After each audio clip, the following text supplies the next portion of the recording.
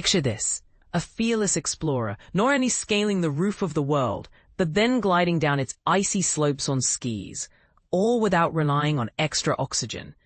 That's the jaw-dropping feat Polish adventurer Andrzej Bargiel just pulled off, marking a historic first in mountaineering. Here's where it gets controversial. Is pushing these boundaries a triumph of human spirit? Or does it risk lives and the environment in ways we should question? Let's dive into the details of this epic achievement and explore what it really means.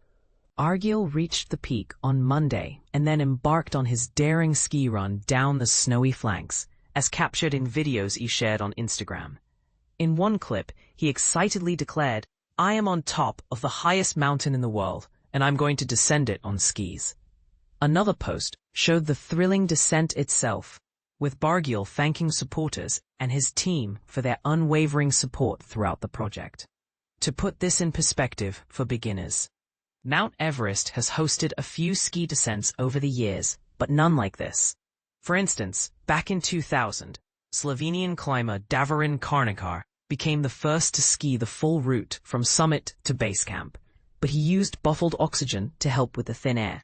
Bargiel, however, did it all without that aid, making his effort even more remarkable. Chang Dawa Sherpa from 7 Summit Treks, the outfit behind this expedition, explained to Agile France Presse that Bargiel skied down to Camp 2, rested overnight, and then continued to the base camp the following day. This was extremely challenging, and no one had done it before, Sherpa noted, highlighting the sheer difficulty. And this is the part most people miss: the brutal conditions Bargiel faced. Heavy snowfall trapped him for a grueling 16 hours above 8,000 meters, in what's ominously called the death zone. For those new to this, the death zone is the altitude where the air is so thin that oxygen levels are dangerously low, dramatically increasing the risk of altitude sickness, a serious condition that can cause symptoms like headaches, nausea, and even life-threatening complications is not managed properly. It's a place where every step is a battle against nature's harshest elements. Despite this, Bargiel persevered and was welcomed at base camp with a kada, a traditional Buddhist scarf symbolizing respect and good fortune. The news quickly spread, with Polish Prime Minister Donald Tusk posting on X, formerly Twitter, "Sky's the limit? Not for Poles. Andrzej Bargiel has just skied down Mount Everest." Bargiel's team hailed it as a groundbreaking milestone in the world of ski mountaineering, emphasizing its historical significance. Bargiel's journey to this moment began after his groundbreaking ski descent of Pakistan's K2 in 2018, the world's second highest peak.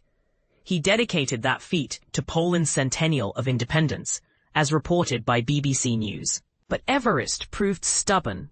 A perilous, overhanging serac, that's a massive block of ice hanging precariously on the mountain, forced him to abort a 2019 attempt, and strong winds derail his 2022 plans. Undeterred, he's part of the Hic Sunt Leones project, a Latin phrase meaning, "Here are lions," which symbolizes venturing into unknown and dangerous territories. Under this initiative, Bargiel has conquered ski descents on all 4 of the Karakoram's 8,000ers in Pakistan, plus Nepal's Manaslu and Tibet's Shishapangma. Autumn climbs on Everest are uncommon due to the tougher conditions, more snow, shorter and colder days, and a tighter window for summiting compared to the bustling spring season. To give you an example, imagine trying to navigate a slippery, avalanche-prone slope in freezing temperatures with limited daylight. It's why most expeditions opt for the relatively milder spring months. This achievement comes hot on the heels of another Everest record earlier this year, when renowned Sherpa guide Kami Rita summited for the 31st time, surpassing his own mark for the most ascents of the world's highest peak.